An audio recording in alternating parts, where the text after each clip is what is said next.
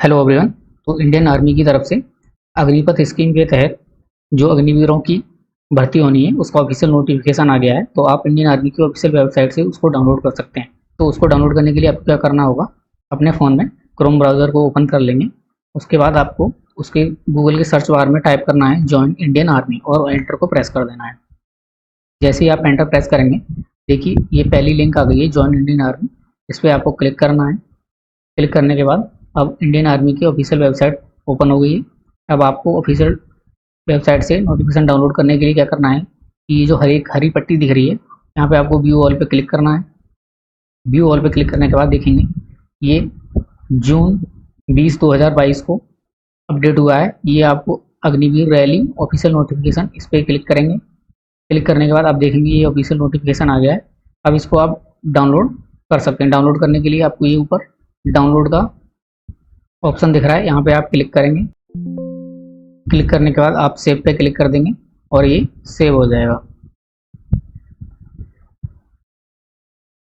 अब देखिए हमने रिक्रूटमेंट रैली नोटिफिकेशन जो डाउनलोड किया था अभी वो ओपन कर लिया है।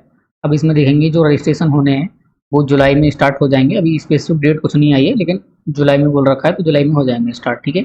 अब इसमें पोस्ट कौन कौन सी हैं, तो सबसे पहली पोस्ट है अग्निवीर जनरल ड्यूटी, दूसरी होगी अग्निवीर टेक्निकल, और तीसरी होगी अग्निवीर टेक्निकल एविएशन या एमुनेशन एग्जामिनर, और उसके बाद है अग्निवीर क्लर्क या स्टोर कीपर टेक्निकल, और उसके बाद है अग्निवीर ट्रेड्समैन 10th पास और 8th पास के लिए। ठीक है। अब हम यहाँ पे आगे चलेंगे तो यहाँ पे देखेंगे डिस्चार्ज। तो ये 4 साल की सर्विस रहेगी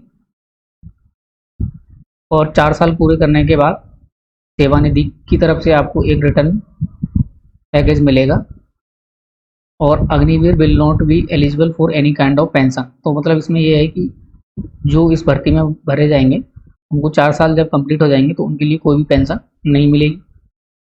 अब इनरोलमेंट फॉर रेगुलर कार्डर, मतलब जो रेगुलर इंडियन आर्मी में होते हैं, तो जो अग्निवीर ज्वाइन करेंगे तो 4 साल कंप्लीट करने के बाद उसमें से 25% जो होंगे वो रेगुलर आर्मी में भर्ती हो जाएंगे। इसका मतलब ये है कि मान के चलो 1000 अग्निवीर भर्ती होते हैं तो उसमें से 250 क्या होंगे कि रेगुलर इंडियन आर्मी में उनके लिए भर्ती कर लिया जाएगा। और इसमें Agniveer so enrolled as regular cadre would be required to serve for a further engagement period of 15 years. तो जो 25% अग्निवीर रेगुलर इंडियन आर्मी में भरे जाएंगे उनको 4 साल के अलावा 15 साल और सर्व करने का मौका मिलेगा। उसके बाद आते हैं लीव की बारे में, छुट्टियों की बारे में। तो आपको 1 साल में एनुअल लीव जो मिलेंगी अप टू 30 डेज तक मिल सकती हैं, और सिक लीव भी मिलेंगी जैसे भी मेडिकल में एडवाइस दिया जाएगा। उसके बाद है अग्निवीर का पैकेज, मतलब सैलरी कितनी रहेगी। तो पहले ईयर की जो सैलरी रहेगी वो 30,000 रहेगी, दूसरे ईयर की जो रहेगी वो 33,000 रहेगी, और तीसरे ईयर में जो रहेगी वो 36,500 रहेगी, और चौथे ईयर में जो रहेगी वो 40,000 रहेगी।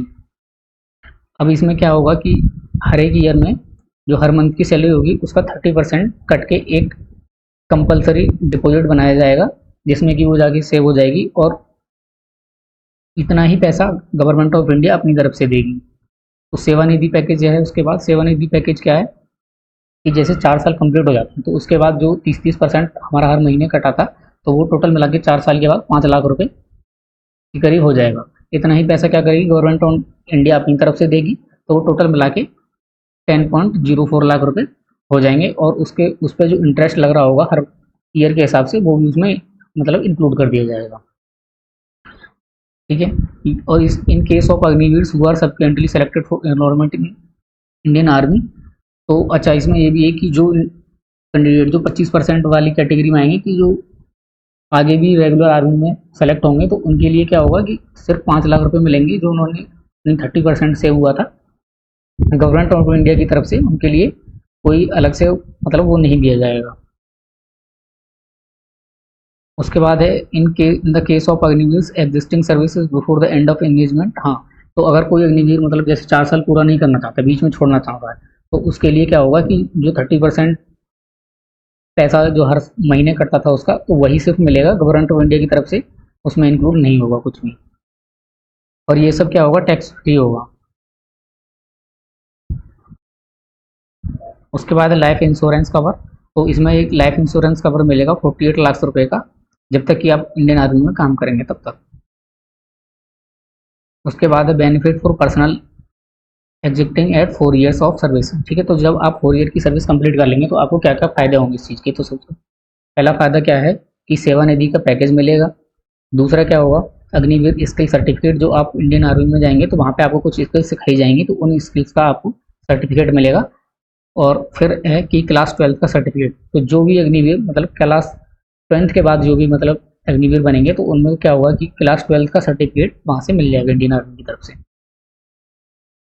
वह प्रोसीजर फॉर ऑनलाइन रजिस्ट्रेशन, तो इसके लिए क्या होगा, इंडियन आर्मी की वेबसाइट पर मतलब joinindianarmy.nic.in पे आपको रजिस्ट्रेशन करना होगा। रजिस्ट्रेशन के बाद आगे फर्दर प्रोसेस होगा, जो कि अभी ऑफिशियल डेट नहीं आई है, तो जब आ जाएगी तब आपको यहाँ से करना है।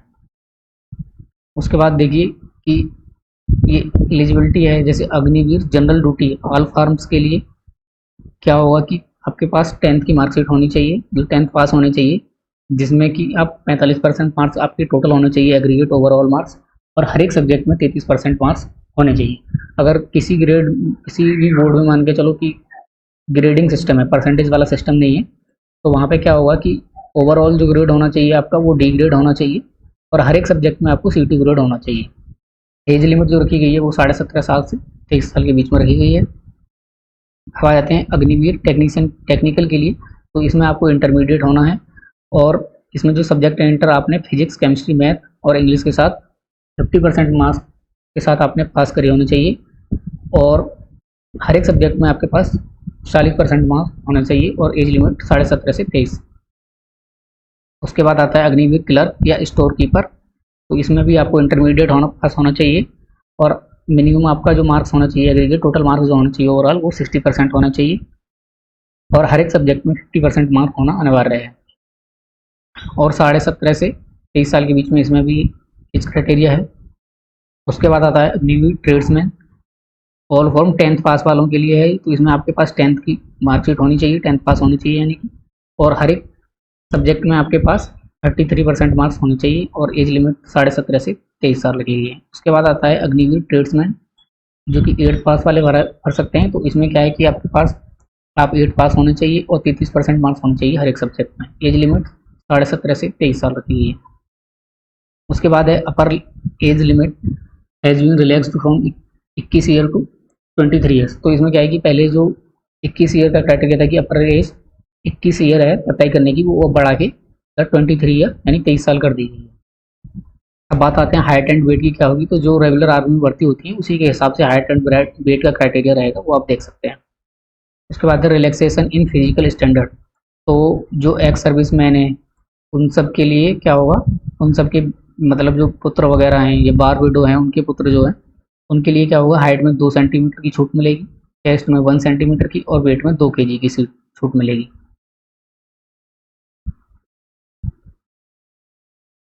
ये फिजिकल टेस्ट वगैरह है, ये आप पढ़ सकते हैं यहाँ से।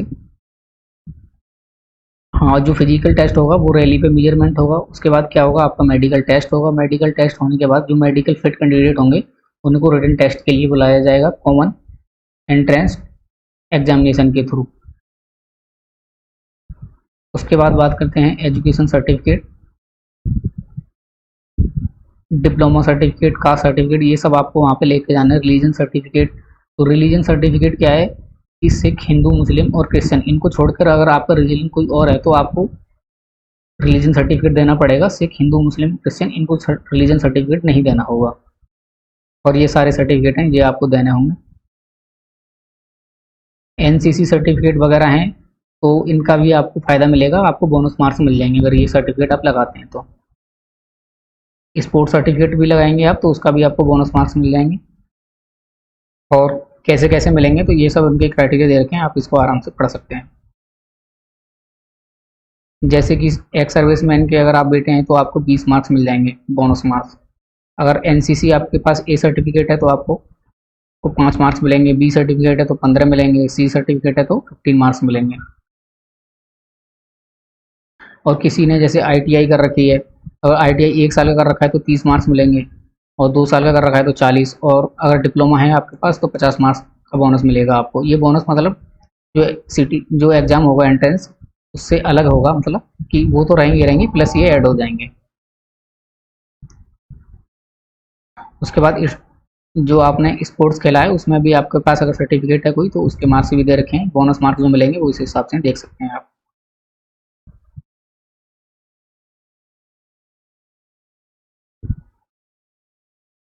उसके बाद है कि candidate can apply in only one category. तो ये जितनी भी पोस्ट निकली हैं तो आप सिर्फ उसमें से एक ही पोस्ट में अप्लाई कर सकते हैं, सारी पोस्ट में आप अप्लाई नहीं कर सकते। एक लोग एक ही पोस्ट में अप्लाई कर सकता है। ठीक है, अब जो एज क्राइटेरिया की लिमिट है तो वो क्या है कि आपकी एज जो है वो 17.5 साल अगर 1 अक्टूबर 2022 को पूरी हो रही है तो आप इस फॉर्म को फिल कर सकते हैं। ठीक है, और 23 साल अगर आपकी 1 अक्टूबर 2022 से पहले कंप्लीट हो रही है, इसको कंप्लीट हो रही है, फिर आप नहीं कर सकते। मतलब कि एज क्राइटेरिया जो रखा है 1 अक्टूबर 2022 को रखा गया है। उसके बाद है कि जो आप रैली में जाएंगे तो आप candidate should have clean save, मतलब कि जब आप रैली में जाएंगे तो आपका क्लीन सेव होना चाहिए। सिर्फ इसमें छूट मिली हुई है सिख लोगों के लिए।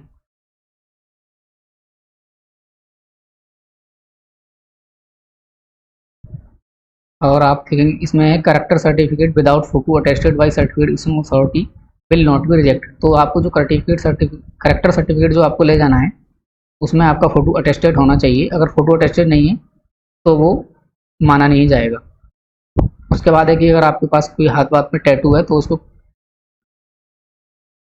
तो आपके पास टैटू नहीं होना चाहिए। लेकिन इसमें भी जो ट्राइबल कम्युनिटी से बिलोंग करते हैं, जो आदिवासी लोग हैं, उनके लिए इसमें छूट है, वो टैटू रख सकते हैं।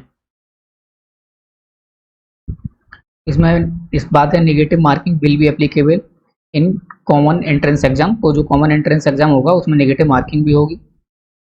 और हाँ, ये बात जरूर ध्यान रखनी है कि आपके पास फुली वैक्सीनेशन होना चाहिए जब आप रैली में जाएंगे। अगर आप फुली वैक्सीनेशन का सर्टिफिकेट नहीं है तो अभी आप इसको इशू करा लें, मतलब वैक्सीनेशन कर लें अपना फुली, तभी जाएं रैली में।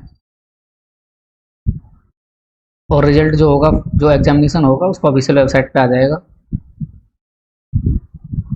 और ये लिस्ट है स्कूल की जहाँ पे कि ये अपनी रैली होगी, आप देख सकते हैं स्टेट वाइज दे रखा है।